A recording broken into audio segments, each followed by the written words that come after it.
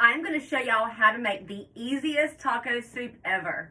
Now in my crock pot, and you can also use your stovetop, I have 2 pounds of ground chicken that I have seasoned up with taco seasoning. You can also use ground turkey or ground beef.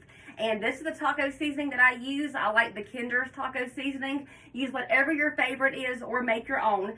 But since I use 2 pounds of ground chicken, I use 2 packs of this taco seasoning. And the instructions for this is you literally just brown up your meat, add the taco seasoning, cook for a couple more minutes, and then it's done.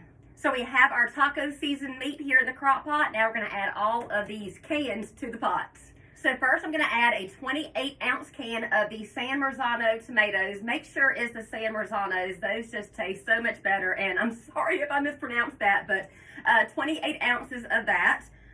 And these are the whole peeled tomatoes. They will break down as this cooks up, and I will stab at them with my spoon too. We're going to add 7 ounces of chopped green chilies.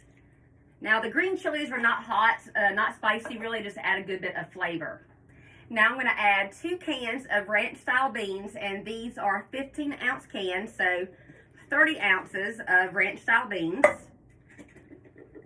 A 28-ounce can of corn that I have drained all the liquid out of. A 15-ounce can of pinto beans that I have drained and rinsed. And a 15-ounce can of black beans that I have also drained and rinsed. I've got 1 pouch of the ranch dip mix, and I'm going to add this to it. And I have some taco sauce, and I'm going to add, this is an 8-ounce bottle, and I'm going to add about half of that, so about 4 ounces. That looks about right. And I'm going to save the rest of this so my family can drizzle it on top of their soup at the end if they want to. And now we're just going to stir it up.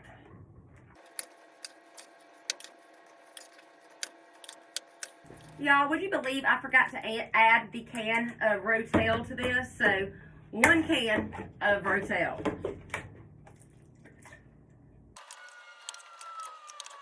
Now, I prefer mine to be thick, more like a taco chili than a taco soup. But if you want yours more liquidy, then add some chicken broth or add a little bit of water to this. All right, I'm going to put my lid on here. I'm going to cook this on low heat for about 4 hours.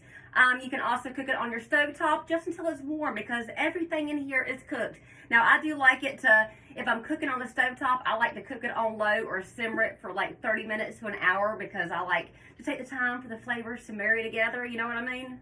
This is so good, y'all. You can print the recipe on my website, mrshappyhomemaker.com, or Google Mrs. Happy Homemaker Taco Soup.